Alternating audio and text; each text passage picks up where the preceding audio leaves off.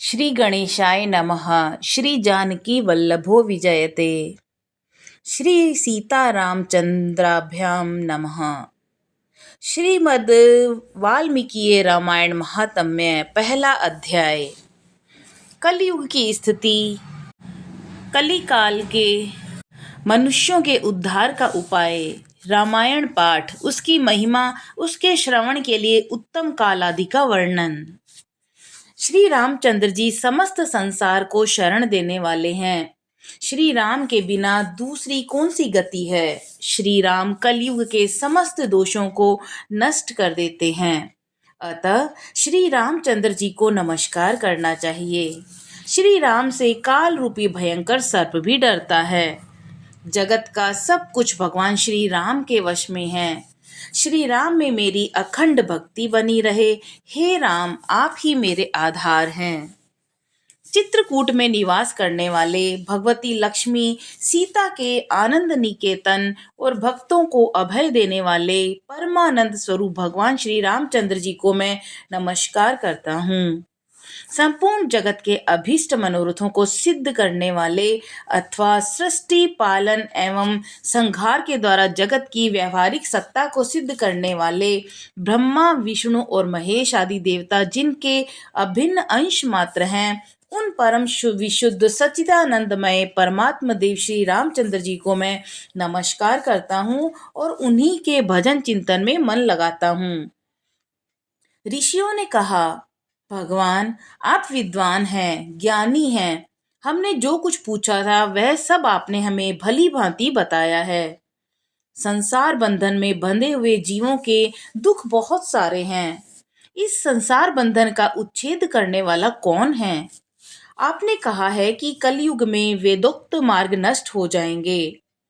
अधर्म परायण पुरुषों को प्राप्त होने वाली यातनाओं का भी आपने वर्णन किया है। घोर कलयुग आने पर जब वेदोक्त मार्ग लुप्त हो जाएंगे, उस समय पाखंड फैल जाएगा। यह बात प्रसिद्ध है। प्राय सभी लोगों ने ऐसी बात कही है। कलयुग के सभी काम वेदना से पीड़ित, नाटे शरीर के और लोभी होंगे तथा धर्म और ईश्वर का आश्रय छोड़कर आपस में एक दूसरे पर ही निर्भर रहने वाले होंगे। प्राय सब लोग थोड़ी आयु और अधिक संतान वाले होंगे।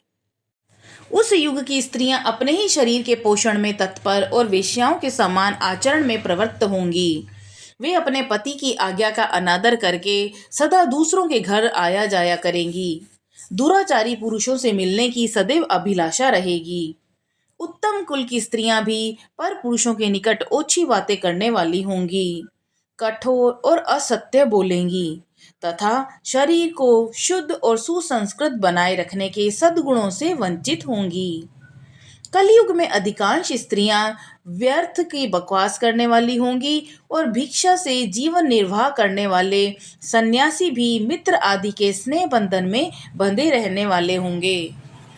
वे भोजन के लिए चिंतित होने के कारण लोभवश शिष्यों का संग्रह करेंगे। स्त्रियां दोनों हाथों से सिर खुजलाते हुए गृहपति की आज्ञा का जानबूझकर उल्लंघन करेंगी। जब ब्राह्मण पाखंडी लोगों के साथ रहकर पाखंडपूर्ण बातें करने लगे, तब जानना चाहिए कि कलयुग बहुत ज्यादा बढ़ गया है। ब्राह्मण इस प्रकार घोर कलयुग आने पर सदा पाप परायण रहने के कारण जिसका अंतःकरण शुद्ध नहीं हो सका, उन लोगों की मुक्ति कैसे होगी? धर्मात्माओं में श्रेष्ठ सर्वज्ञ सूत जी, देवाधिदेव देवेश्वर जगत गुरु भगवान श्री रामचंद्र जी जिस प्रकार संतुष्ट हों वह उपाय आप हमें बताइए। मुनि श्रेष्ठ सूत जी, इन सभी बातों पर आप पूर्ण रूप से प्रकाश डालिए। आपके वचन अमृत का पान करने से किसको संतोष नहीं होता है। सूत जी ने कहा, मुनिवरों, आप सब लोग सुनिए। आपको जो सुनना अभिष्ट है वह मैं बताता हूँ। महात्मा नारद जी ने सनत कुमार को जिस रामायण नामक महाकाव्य का गान सुनाया था, वह समस्त पापों का नाश और दुष्ट ग्रहों की बाधा का निवारण करने वाला है और संपूर्ण वेदोक्त की सम्मति के अनुकूल है। उससे समस्त दुस्वप्नों का नाश हो जाता है। वह धन्यवाद के योग्य तथा भोग और मोक्ष रूप फल प्रदान करने वाला है। उसमें भगवान श्री रामचंद्र जी की लीला का कथा का वर्णन है। वह काव्य अपने पाठक और श्रोताओं के लिए समस्त कल्याण में सिद्धियों को देने वाला है। धर्म, अर्थ, काम और मोक्ष इन चारों पुरुषार्थों का साधक है, महान फल देने वाला है। यह अपूर्व काव्य पूर्णमय फल प्रदान करने की शक्ति रखता है। आप लोग एकाग्रचित्त होकर इसे श्रवण करें। महान पातकों अथवा संपूर्ण उपपातकों से युक्त मनुष्य भी उस ऋषि प्रणीत दिव्य काव्य का श्रवण करने से सिद्धि को प्राप्त कर लेता है। संपूर्ण जगत के हित साधन में लगे रहने वाले जो मनुष्य सदा रामायण के अनुसार बर्ताव करते हैं, वे ही संपूर्ण शास्त्रों के मर्म को समझने वाले और कृतार्थ हैं। विप्रवरों, रामायण अर्थ, धर्म, काम और मोक्ष का साधन और परम अमृत रूप है। अतः सदा भक्ति भाव से उसका श्रवण करना चाहिए। जिस मनुष्य के पूर्व जन्मों पार्जित सारे पाप नष्ट हो जाते हैं, उसी का रामायण के प्रति अधिक प्रेम होता है। यह निश्चित बात है। जो पाप के बंधन में जकड़ा हुआ है, वह रामायण की कथा आरंभ होने पर उसकी अवहेलना करके दूसरी निम्न कोटि की बातों में फंस जाता है। उन असद्गाथाओं में अपनी बुद्धि के आसक्त होने के कारण वह तदनुरूप ही बर्ताव करने लगता है। इसलिए द्विजेंद्रगण, आप लोग रामायण नामक परम पुण्यदायक उत्तम काव्य का श्रवण करें, जिसके सुनने से जन्म, जरा, मृत्यु के भय का नाश हो जाता है तथा सुनने वाला मनुष्य पाप और दोष से रहित होकर अच्युत स्वरूप को प्राप्त हो जाता है। रामायण काव्य अत्यंत उत्तम और वर्णनीय मनोवांछित फल को देने वाला है। वह उसका पाठ और श्रवण करने वाले समस्त जगत को शीघ्र ही संसार सागर से पार कर देता है। उस आदि काव्य को सुनकर मनुष्य श्री रामचंद्र जी के परम पद को प्राप्त कर लेता है, जो ब्रह्मा, रुद्र और विष्णु नामक भिन्न भिन्न रूप धारण करके विश्व की सृष्टि, संहार और पालन करते हैं। उन आदि देव परोत्कृष्ट परमात्मा श्री रामचंद्र जी को अपने हृदय मंदिर में स्थापित करके मनुष्य मोक्ष का भागी होता है। जो नाम तथा जाति आदि विकल्पों से रहित, कार्य कारण से परे, सर्वोत्कृष्ट वेदांत शास्त्र के द्वारा जानने योग्य एवं अपने ही प्रकाश से प्रकाशित होने वाला परमात्मा है, उसका समस्त वेदों और पुराणों के द्वारा साक्षात्कार होता है। विप्रवरों, कार्तिक, माघ और चैत्र मास के शुक्ल पक्ष में 9 दिनों में रामायण की अमृतमयी कथा का श्रवण करना चाहिए। जो इस प्रकार श्री रामचंद्र जी के मंगलमय चरित्र का श्रवण करता है, वह इस लोक और परलोक में भी अपनी समस्त उत्तम कामनाओं को प्राप्त कर लेता है। वह समस्त पापों से मुक्त होकर अपनी 21 पीढ़ियों के साथ श्री रामचंद्र जी के उस परम धाम में चला जाता है, जहां पर जाकर मनुष्य को कभी भी दुख और शोक नहीं करना पड़ता।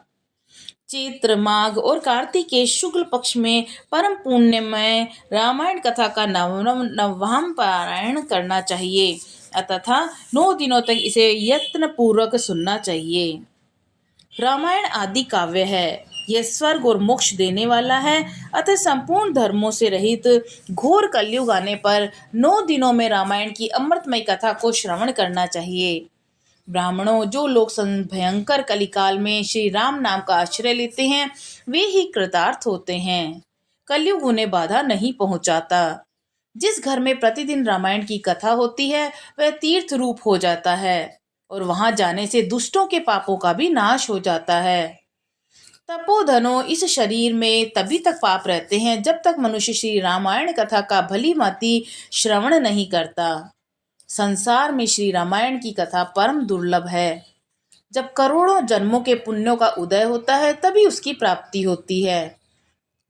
श्रेष्ठ ब्राह्मणों, कार्तिक, माघ और चैत्र के शुक्ल पक्ष में रामायण के श्रवण मात्र से सोदास भी शाप मुक्त हो गए थे। सोदास ने महर्षि गौतम के श्राप से राक्षस शरीर प्राप्त किया था। वे रामायण के प्रभाव से ही पुनः उस शाप से छुटकारा पा सके थे।